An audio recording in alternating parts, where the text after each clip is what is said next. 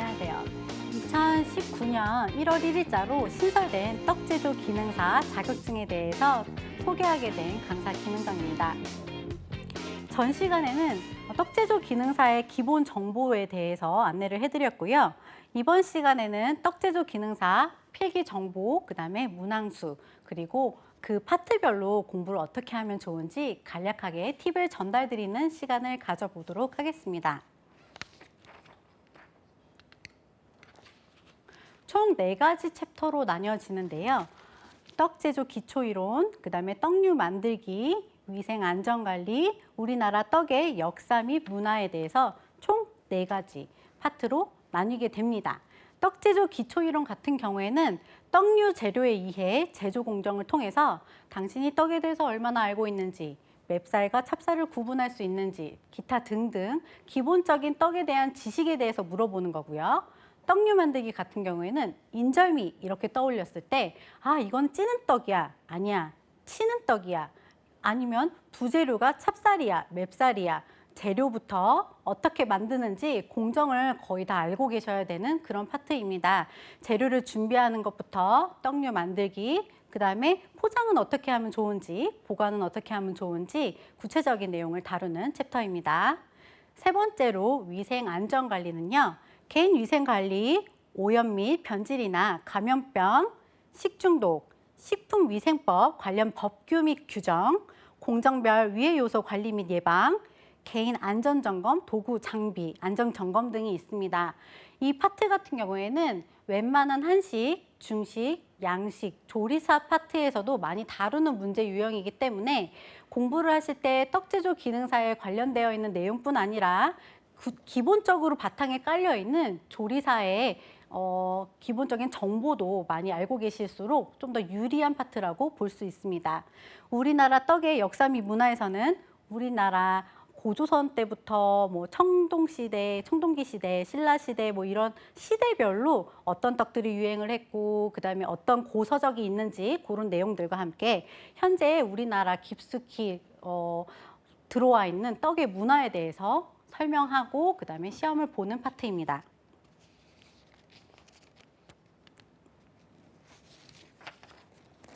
자, 그러면 필기는 시험 일정이 2020 첫 접수는 6월 2일입니다. 합격 기준은 60문제 중에서 36개 이상 맞춰주시면 됩니다.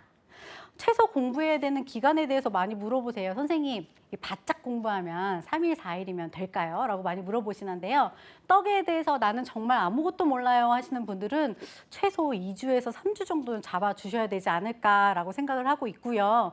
나는 떡에 대해서 어느 정도 알고 있고 실무 능력이 있어서 찹쌀과 맵쌀을 구분하는 방법, 찹쌀을 찔 때, 맵쌀을 찔 때 그 차이점도 저는 익히 알고 있어요. 그리고 조리사 자격증도 좀 가지고 있어요 하시는 분들은 한 일주일 정도 바짝 공부하시면 되시지 않을까라고 생각을 하고 있습니다. 그래서 조금 유리한 수험자가 있어요. 이 떡제조 기초이론, 떡류 만들기, 위생안전, 떡의 역사 중에서 떡 제조 기초이론 같은 경우에는 현업에서 지금 현재 떡을 만들고 계신 분들에게 조금 유리한 그런 파트입니다. 그리고 위생안전 같은 경우에는 아까 말씀드린 것처럼 다른 조리사 자격증을 최근에 취득하셨다면 반복적으로 나오는 그런 세균이라든지 바이러스 관련되어 있는 문제를 조금 더 쉽게 맞추실 수 있다고 생각을 하고 있어요.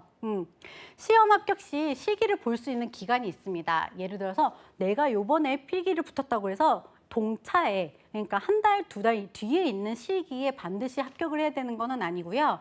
이것도 제과제빵 기능사와 마찬가지로 필기가 합격되시면 2년 동안 실기를 보실 수 있습니다. 올해 같은 경우에는 그럼 실기를 2번 보실 수 있는 거고요. 내년 같은 경우에는 내년 초에 공지되는 공지사항을 토대로 몇 번 시험을 보실 수 있는지 아실 수 있지만 아까 말씀드린 것처럼 내 품목일 때 빨리 실기까지 따놓으시는 것을 추천드립니다.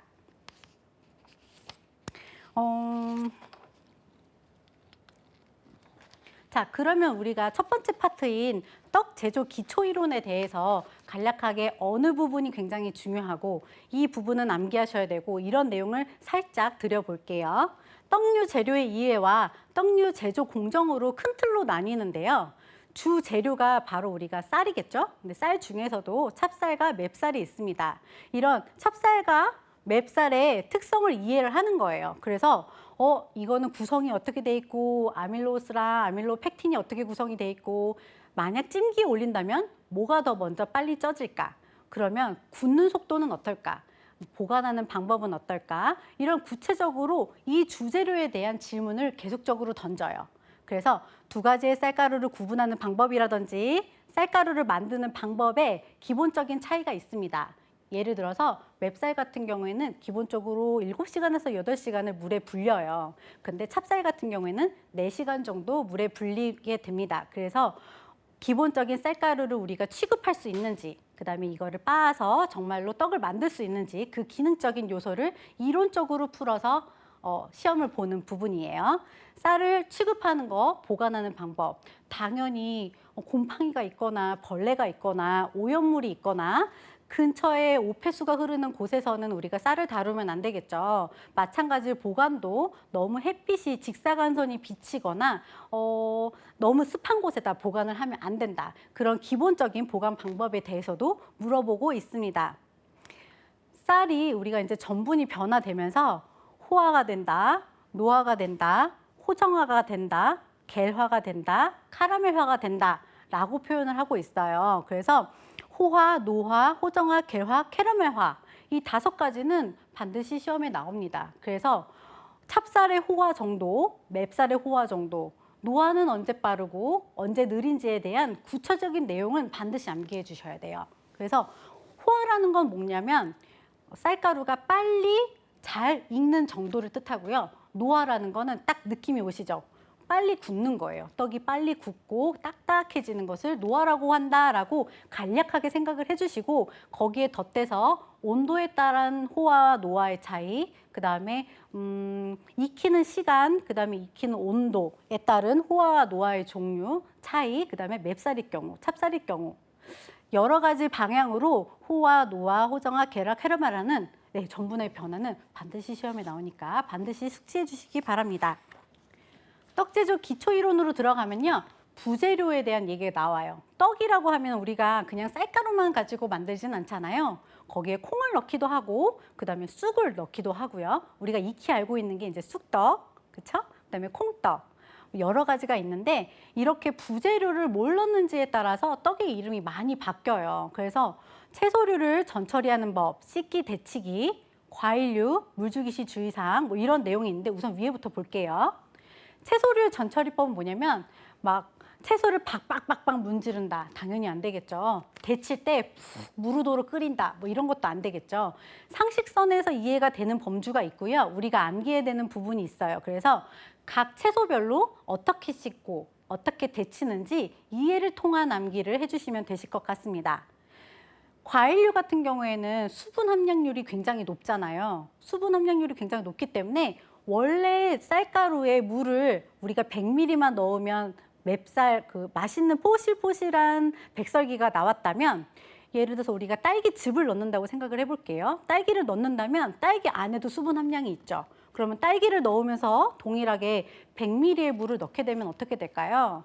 네, 설기가 엄청 질어지고 죽처럼 이렇게 흘러내리는 떡이 완성될 수 있어요. 한마디로 물주기 시 주의하셔야 된다라는 얘기입니다. 세 번째로 두류의 종류와 성분, 전처리 방법 이게 있는데요. 두류라고 해서 우리가 단순히 팥, 콩 이렇게 두 종류만 있는 게 아니에요. 굉장히 다양한 콩과 팥, 그다음에 다른 두류들이 엄청 많아요. 그것들을 어떻게 전처리하는지에 따라서 우리가 좋은 부재료를 얻기도 하고 아니면 실패한 부재료를 얻기도 합니다. 붉은 팥 같은 경우에는 불리지 않고 바로 삶기 시작을 하고요. 거피팥 같은 경우에는 불린 다음에 그다음에 삶아줍니다. 이렇게 두류의 종류와 성분에 따라서 전처리 방법을 달리해야 되는 것을 꼼꼼히 암기해 주시면 되실 것 같아요. 감미료라는 건 당연히 감미료 하면 딱 떠오르는 건 설탕 이렇게 떠오르시죠. 근데 설탕만 있는 건 아니고 올리고당도 있고 그다음에 우리가 자일로스라는 것도 있고요. 꿀이라는 것도 있고 더 심한 더 엄청 단 그런 성분들을 가지고 있는 감미료들이 다양하게 있어요. 그래서 감미료 당의 기준과 각 성분 그리고 이것이 하는 감미료를 우리가 증가시켰을 때 떡이 더 빨리 호화되는지 늦게 호화되는지 이런 차이점에 대해서도 함께 암기해 주시면 좋을 것 같습니다. 착색료라고 하시면 우리가 이쁜 꽃송편 같은 거 한번 생각해 보실게요. 호박 송편 같은 경우에는 호박 모양이고 노란색이에요. 그러면 그거는 뭘로 색깔을 낸 걸까요? 맞아요. 호박 가루로 낸 거죠. 그러면 옆에 잎사귀가 녹색이에요. 그거는 뭘까요? 쑥이거나 아니면 녹차 가루일 확률이 있겠죠. 이렇게 착색료라는 건 떡에 어떤 색을 입히는 작업을 하고요. 백일떡 같은 경우에 보시면 오색설기라는 게 있어요. 그렇죠? 그 오색설기 안에 들어가는 갖가지 부재료들을 바로 착색료라고 말합니다.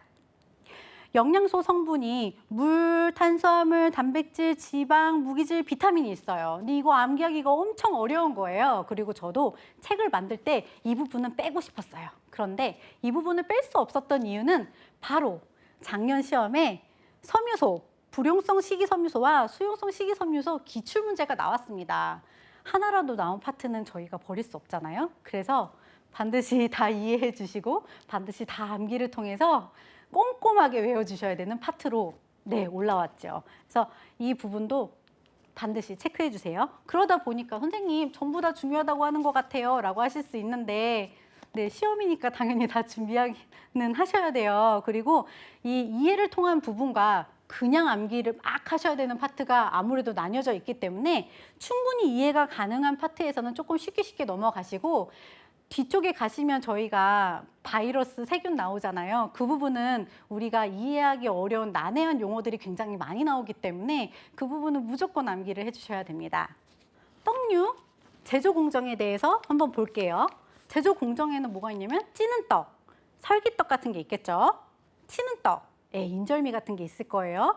지지는 떡, 저희가 뭐 붓구미 같은 거, 수수 붓구미 같은 거는 기름에 지지잖아요. 그런 지지는 떡, 삶는 떡, 저희 시험에도 있죠. 경단을 물에다가 삶아서 건져서 저희가 그거를 콩고물에다가 무치잖아요. 그렇게 삶는 떡까지 있습니다. 그리고 거기에 도구, 장비, 설명 및 용도가 있는데 사실 요즘 추세에는 전부 다 스텐으로 사용을 해요. 저희가 시험을 볼 때도 전부 다 스텐 재질의 도구와 장비를 사용합니다. 그런데 시험에서는 도정, 분쇄 도구, 익히는 도구, 모양 내기 성형 도구 같은 거를 과거에 쓰던 이름을 이끌어서 저희가 비교 분석을 하는 경우가 있어요.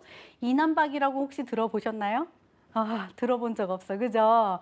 우리가 생각하는 용어들과 다르게 다양한 과거에 쓰던 용어들이 속속 나옵니다. 그거에 대한 예시를 한번 뒤에서 보도록 할게요. 다음 중 인절미를 만들 때 사용하지 않는 도구는? 자, 인절미 하면은 제조 공정이 머릿속에서 이렇게 딱 떠오르셔야 돼요. 인절미는 물을 넣어서 우선은 쪄야 돼. 그죠? 그럼 시루에 찌죠. 그럼 시루가 필요할 거예요. 그러면 시루에 찐 다음에 얘를 꺼내서 방망이로 우리가 막 열심히 치어야 돼요. 그래서 치는 떡이에요. 그래서 막 열심히 친 다음에 모양을 잡고 우리가 또각또각 자른 다음에 콩고물을 묻힌다. 자, 제조 공정은 눈에 쫙 그려지셨나요? 그러면 이제 한번 볼게요. 쪄야 되니까 시루가 필요해요. 그리고 편칼이 뭐냐면 아까 또각또각 썬다고 그랬죠. 과거에 떡을 써는 칼이 바로 편칼이었습니다. 편칼도 당연히 필요해요. 안반과 떡매는 뭐냐면 절구 같은 거라고 생각하시면 되는데 안반은 넓은 나무판이고요. 떡매는 떡을 치는 약간 방망이 같이 생긴 게 세트예요. 안반과 떡매는 그래서 반드시 필요하겠죠. 번철이라는 건 뭐냐면 밑에 보이는 사진이에요. 딱 보기에도 뭐같이 생겼나요? 맞아요. 저희가 부치는 떡, 지지는 떡에 사용하는 번철입니다. 그래서 정답은 몇 번? 4번이에요. 이런 식으로 그냥 인절미에 해당되지 않는 것은 이라고 단순하게 나오는 기출문제보다는 인절미와 도구를 엮은 문제 이런 식으로 한 가지만 알아서는 안 되고 두 가지 정도를 합쳐서 이렇게 문제 유형으로 뽑는 경우가 많기 때문에 꼭 1번 파트만 공부해서 1번 문제 유형 2번 파트만 공부해서 2번 문제 유형이라기보다는 1번과 2번을 아우르는 기출문제 2번과 3번을 아우르는 기출문제 이런 식으로 많이 나오고 있기 때문에 전체적으로 포기하지 않고 전반적으로 이해를 통한 암기가 반드시 진행이 되셔야 합니다. 자, 계량 도구에 대한 이해예요. 계량 방법 및 주의사항인데요. 처음부터 하나씩 조금만 볼까요? 네, 가루 상태의 식품인 밀가루, 쌀가루, 백설탕 등은 꾹꾹 누르면 조금 더 많이 담기겠죠. 그렇기 때문에 꾹꾹 누르지 않고 수북히 담은 다음에 편편한 밀대, 저희 같은 경우에는 스크래퍼 가져가니까 스크래퍼로 한번 위에를 싹 긁어서 사용하는 거. 그래서 깎아서 계량을 한다. 밀가루 같은 고운 가루는 누르지 말고 동일하게 수평으로 평면이 되도록 깎아서 계량한다. 이때는 막 이렇게 저희가 볼을 막 이렇게 탁탁탁탁 때린다거나 계량컵을 탁탁탁탁 때리면 조금 더 들어가잖아요. 그러지 않고 윗면을 솔솔 깎아서 사용한다입니다. 쌀알, 콩알 같은 경우에는 가득 담아서 요거는 또 살짝 흔들어요. 살짝 흔들어서 평면이 되도록 계량해서 깎아준다. 액체 식품 같은 경우에는 투명 계량컵에 담아서 계량해야 되며 눈높이랑 수평을 이렇게 맞춰서 계량을 해야 돼요. 이렇게 위로 보거나 밑에서 위로 보지 않고 수평을 맞춰서 봐야만 정확하게 계량이 가능하기 때문에 눈높이와 수평을 맞춘 후 눈금을 읽는다입니다. 양이 적은 액체 식품은 계량 스푼을 이용해서 계량을 해주고요. 고체 식품의 경우에는 부피, 그러니까 뭐 컵에 담는다라는 개념보다는 그람수로 무게를 측정하는 것이 좀 더 정확하겠죠. 마찬가지로 흑설탕이랑 잼 같은 경우도 무게를 측정하는 것이 더 바람직하고요. 시험장에서도 실질적으로 뭐 한 컵, 1테이블스푼, 1티스푼이라고 그렇게 알려주지 않고 70g, 60g으로 해서 기출문제가 실기로 나가고 있으니까요. 이 부분에 대해서 너무 걱정하실 필요는 없는데 만약 계량 방법으로 틀린 점은 이라고 했을 때에는 이 내용을 다 알고 계셔야 문제를 맞히실 수 있습니다. 다음은 떡류 만들기인데요. 선생님, 저 실기책을 사보니까 왜 실기가 네 품목이라고 하는데 막 20종 담겨 있고 막 15종 담겨 있고 종류가 엄청 많아요 라고 하시는데 네, 국가에서 공지를 할 때 처음에 떡류 만들기 종류는 이렇게 많고 우리는 이걸 다 할 줄 아는 사람을 기능사로 네, 할 겁니다 라고 올라온 게 이 많은 종류들이에요. 설기떡, 켰떡, 빚어 찌는 떡, 부풀려 찌는 떡, 찌는 찰떡, 단자류, 지지는 떡, 경단류. 전부 다 하실 줄 아셔야 돼요. 그래서 그렇기 때문에 실기책을 사시면 그 안에 15종 수록, 20종 수록 이렇게 되어 있고 거피팥 고물 같은 것도 만드는 법이 있고요. 그다음에 우리가 만드는 콩설기, 켰떡 뭐 종류가 엄청 많아요. 특히 약식이라든지 증평 같은 경우도 책에 수록되어 있습니다. 아직 실기로 기출되지 않았을 뿐 그 부분도 반드시 외우셔야 돼요. 뭘 외우셔야 되냐면 떡을 만드는 방법, 그다음에 들어가는 재료, 어떻게 우리가 전처리를 해야 되는지, 부재료는 어떻게 전처리를 해야 되는지, 그리고 이게 찌는 떡인지 아니면은 부풀려 찌는 떡인지 치는 떡인지 그냥 이름을 듣고 바로 처리 과정을 다 아실 줄 아셔야 돼요. 그래서 재료와 만드는 순서 무조건 암기를 해주셔야 됩니다. 그렇게 인절미 아까 예상 문제 보여드렸잖아요. 인절미도 내 머릿속에 만드는 순서가 있지 않다면 그거는 연결되어서 저희가 문제를 풀 수 없기 때문에 각 떡류마다 중요한 만드는 순서, 전처리하는 법, 그다음에 필요한 도구 같은 것도 다 알고 계셔야 합니다. 식품 표시 방법이에요. 왜 저희가 마트 같은 데 가가지고 과자 한 봉지를 사더라도 앞면에 표시되는 내용이 있고 뒷 봉지에 표시되는 게 있죠. 그래서 주 표시면에 넣어야 되는 정보와 정보 표시면에 들어가야 되는 정보가 당연히 고정이 되어 있고요. 이게 떡류는 어떻게 들어가줘야 되는지 아셔야 돼요. 이유가 뭐냐면 이미 작년에 기출이 됐어요. 그렇기 때문에 기출이 한 번 된 곳은 반드시 암기를 해주셔야 된다는 거. 그다음에 떡류의 보관 방법에 대해서 얘기를 하는데요.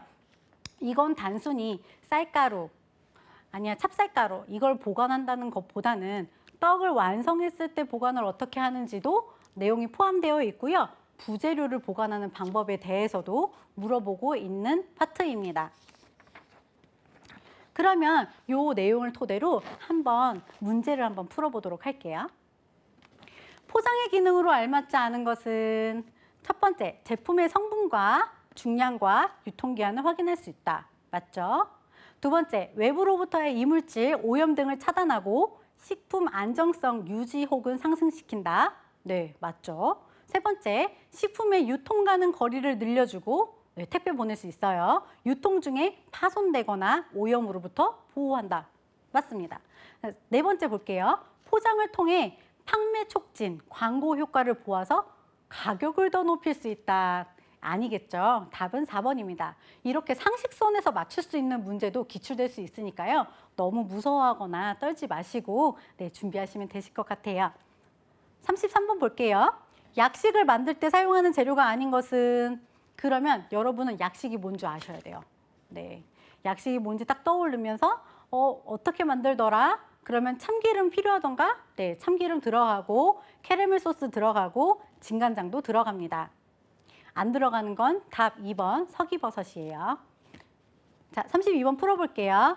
떡류의 제품 표시사항으로 옳지 않은 것은 1번 품목 보고번호 네, 들어가야 되고요. 2번 용기 포장 재질, 3번 주 원료도 표시가 돼야 됩니다.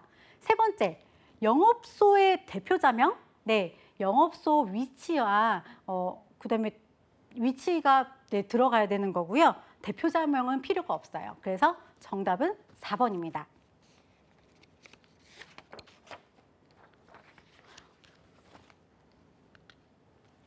이어가 볼게요.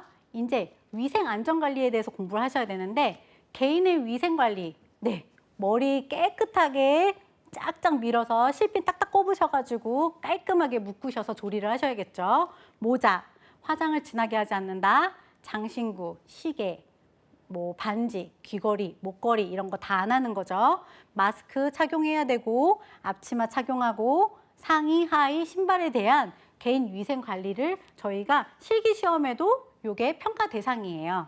그리고 오염 및 변질의 원인, 네, 이 부분이 가장 어려워하시는 부분이에요.